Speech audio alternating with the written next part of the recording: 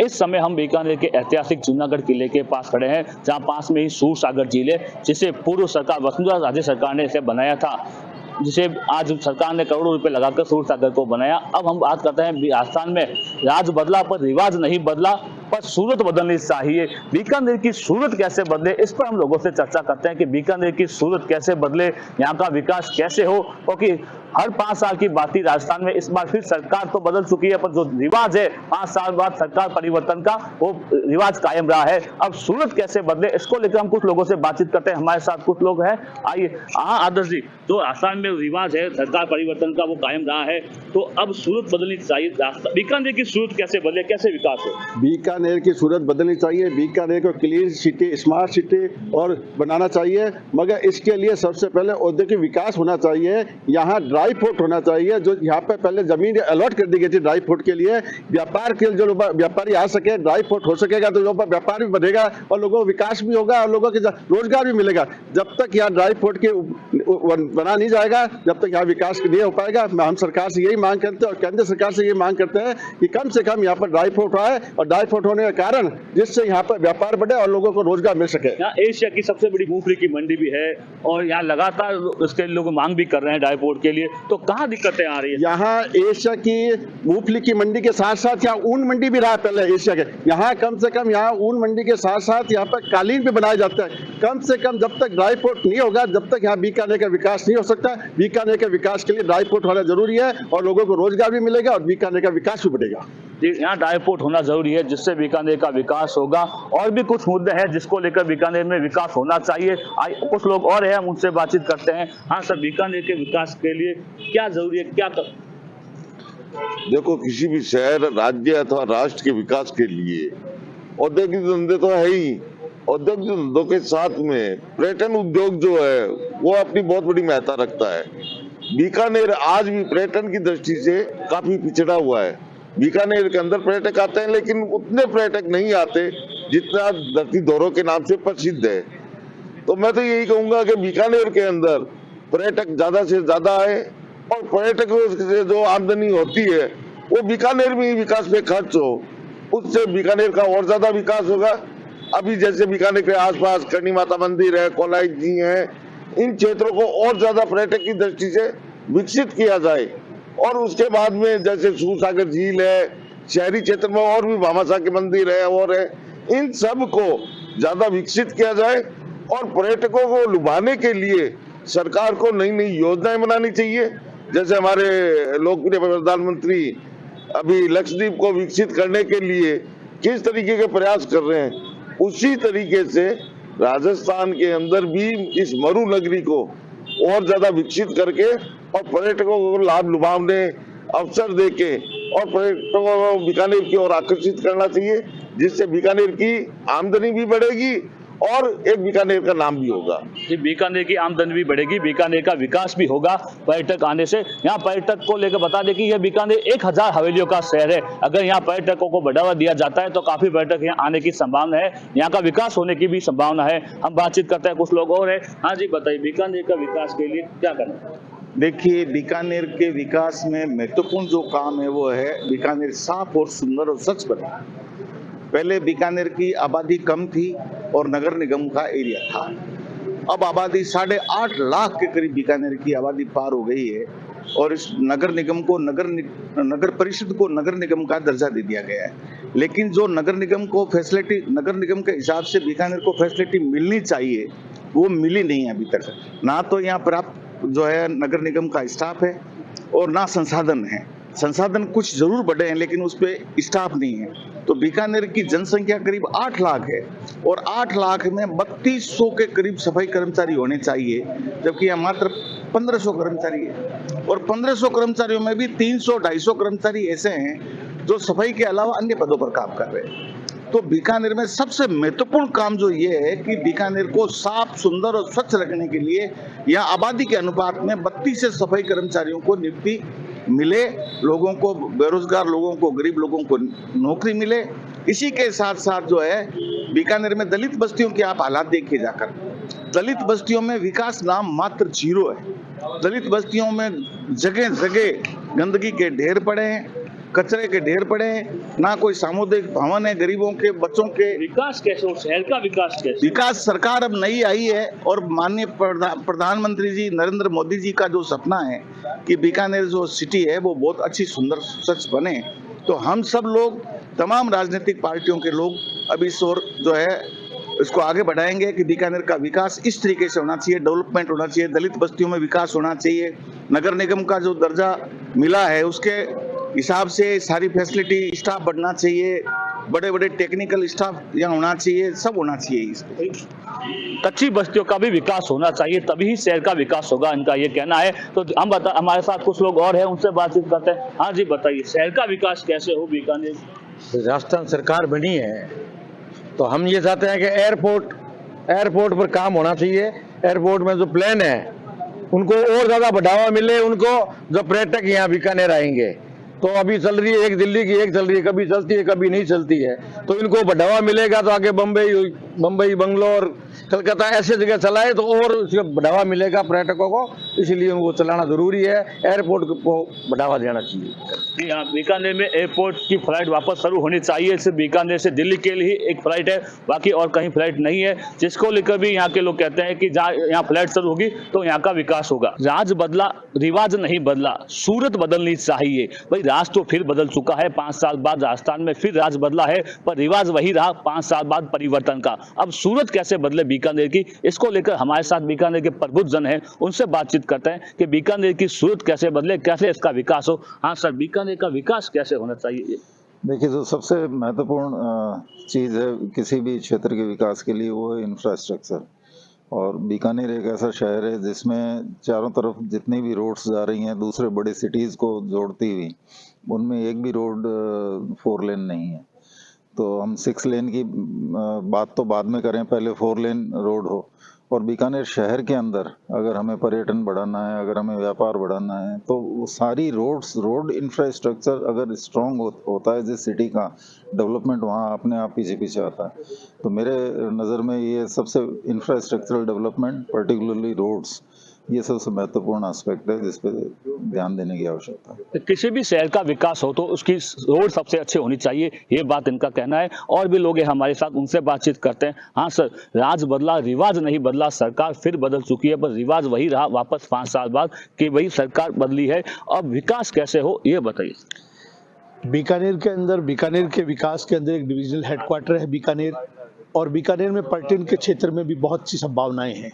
बीकानेर 1000 हवेलियों का शहर है। बीकानेर में करणी माता जी का बहुत शानदार मंदिर है, चूहों का मंदिर, विश्व प्रसिद्ध माता जी का मंदिर है।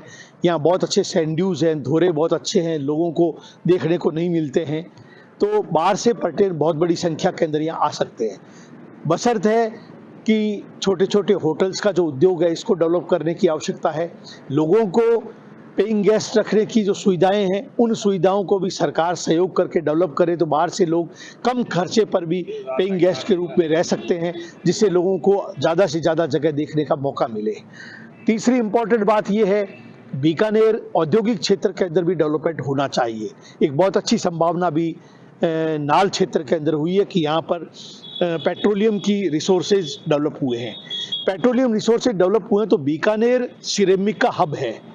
आज बीकानेर से सिरेमिक क्ले खोद करके और दूसरे शहरों में ले जाया जाता है और वहाँ ले जाकर करके टाइल्स का, सैनिटरी वेयर्स का डेवलपमेंट होता है, वो बनती है और वो वापस बीकानेर या दूसरे हिंदुस्तान और वर्ल्ड के शहरों में, दूसरे देशों में भी जाती है।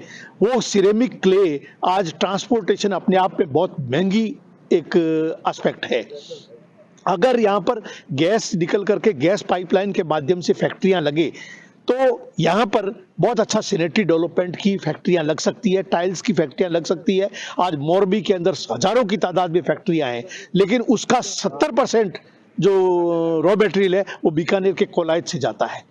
तो कोलायत के आसपास के क्षेत्रों के अंदर गैस, जैसे इसके माध्यम से अभी जो पेट्रोलियम पदार्थ निकला है तो उसका एक बाई प्रोडक्ट गैस भी है। तो गैस पाइपलाइन अगर आएगी तो गैस पाइपलाइन के माध्यम से फैक्ट्रियां लगेगी, सैनिटरी वेयर्स की, टाइल्स के ये लगे, लोगों को रोजगार मिलेगा और रोजगार के माध्यम से समृद्धि आएगी और उसके साथ साथ पर्यटन को, क्षेत्र को बढ़ावा मिले, इसके माध्यम से आएगी। एजुकेशन के रूप में भी बीकानेर बहुत अच्छा एजुकेशन हब है। यहाँ medical college, veterinary college, agriculture college, polytechnic college, ITI, यहाँ पर महिला और बॉयज़ पॉलिटेक्निक कॉलेज, यहाँ पर अच्छे अच्छे ICR के इंस्टीट्यूट हैं।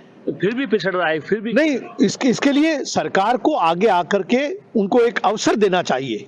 आज अवसर देने के लिए, जैसे बच्चों को स्किल एजुकेशन डेवलपमेंट करने के लिए आप 11वीं और 12वीं की जो पढ़ाई है 11th और 12th के अंदर इन सब्जेक्टों को जोड़ो आप साथ में। सिरेमिक जैसे उद्योग है, सिरेमिक के सब्जेक्ट इसके अंदर आने चाहिए। आज केमिकल इंजीनियरिंग की बात है, केमिकल इंजीनियरिंग बीकानेर के अंदर किसी कॉलेज में नहीं है। अभी हम लोगों ने प्रयास करके पिछले 5 साल कांग्रेस की सरकार के अंदर पॉलिटेक्निक कॉलेज बीकानेर में केमिकल साइंस की ब्रांच खोली है। केमिकल साइंस का बीकानेर में बहुत अच्छा स्कोप है, आगे जाकर के इसके माध्यम से अच्छे केमिकल इंजीनियर आ सकते हैं। तो कहने का तात्पर्य सरकार इस बात पे भी ध्यान दे कि जो स्कोप्स हैं उनके आधार पर एजुकेशन को भी इनकॉर्पोरेट करने की कोशिश करे। तो स्कोप के आधार पर सरकार काम करे। और हमारे साथ अमीडा जी है, उनसे बातचीत करते हैं। व्यापार के उद्योग में कैसे देखते हैं सर, आगे बढ़े व्यापार की कुल मिला के बताऊं आपको बात, बीकानेर की पोजीशन आज से 10-15 साल पहले जो थी उससे बहुत भिन्न हो गई है। अभी यहाँ पे बीकानेर में कृषि के क्षेत्र में काफी अग्रणी हो गया है और बहुत कुछ बीकानेर में पैदा होना शुरू हो गया। जैसे मूंगफली का तो एक रिकॉर्ड ही हो रहा है। और फल सब्जी की बात करें तो फल सब्जी में भी प्याज अपने क्षेत्र में बहुत बड़ा उत्पादन हो गया और आपस ग्रीन हाउस वगैरह लगे हुए हैं, तो खीरा वगैरह काफी आइटम जो है ना अब बीकानेर में पैदा होने शुरू हो गए। पहले तो बीकानेर का फल सब्जी 99% मतलब 95% से ज्यादा बाहर से आता था, ठीक है। अब तो काफी आत्मनिर्भर हो रहा है। तो इसमें अपन फूड प्रोसेसिंग इंडस्ट्री लगाएं ताकि इसको और प्रोत्साहन मिले। और इस चीज में अपन और क्या कुछ कर सकते हैं, इसमें अध्ययन करवा के और ये करवाएं ना तो बहुत ज्यादा फर्क पड़ जाएगा, क्योंकि बहुत फर्क है बीकानेर में भी। पानी वानी की अच्छी सुविधा है, सब ठीक चल रहा है। थोड़ा सा सरकार और ध्यान दे तो बहुत अच्छा हो सकता है। जी जी, सरकार और ध्यान दे तो और अच्छा हो सकता है। हम आइए हम उनसे बात, हिम जी से बात करते हैं। हाँ सर, बीकानेर विकास के लिए क्या करना चाहिए? बीकानेर में विकास के लिए जो सबसे महत्वपूर्ण चीज है वो यहाँ की परंपरागत कलाओं को प्रोत्साहन देना है। यहाँ की हस्तकलाएं और छपाई रंगाई का काम ऐसा काम है जो देश भर में जिसकी पहचान है। हमको उस कला को प्रोत्साहित करना चाहिए। ऊँट की खाल पे स्वर्ण कला है, ये भी बहुत महत्वपूर्ण चीज है। यहाँ की चित्रकला है, यहाँ की छपाई का काम है। ये परंपरागत जो काम है, उन काम धंधों को, चूड़ी का काम है, उन काम धंधों को बढ़ावा देके हम बीकानेर के लोगों को और रोजगार के अवसर दे सकते हैं और विकास के कदम को आगे बढ़ा सकते हैं। हमारे साथ कुछ लोग और हैं, उनसे बातचीत करते हैं। हाँ जी सर, बताइए विकास कैसे हो सकता है बीकानेर का? बीकानेर के विकास के लिए देखो, बाकी तो मतलब क्या है कि दूध का व्यवसाय बीकानेर के लिए बहुत बड़ा है और यहाँ से बीकानेर से दूध उत्पादन है जो इसको और बढ़ावा करें तो ज़्यादा अच्छा रहेगा। लूणगढ़, महाजन, खाजूवाड़ा बेल्ट से यहाँ दूध बहुत कलेक्शन होता है। यहाँ से दूध दिल्ली जाता है, नेस्ले वालों को देते हैं दूध। यहाँ तो नेस्ले या मतलब तुम्हारे ये बाबा रामदेव कृष्ण ब्रांड हम यहाँ से देते हैं दूध। यहाँ जगह जगह से कलेक्शन होता है हमारा। बाकी दूध का और अभी काफ़ी स्कोप है, इसमें काफ़ी आइटम देते हैं हम दूध के लिए। तो हम यही चाहता हूँ कि इस पशुपालन पे ज़्यादा थोड़ा ध्यान देंगे तो वो बीकानेर का ये पशु पे और जो ये गायों का बहुत विकास होगा। देखिए, पशुपालन में बीकानेर शुरू से, जब बीकानेर स्टेट थी, प्रिंसली स्टेट, उस समय से बहुत अग्रणी रहा है।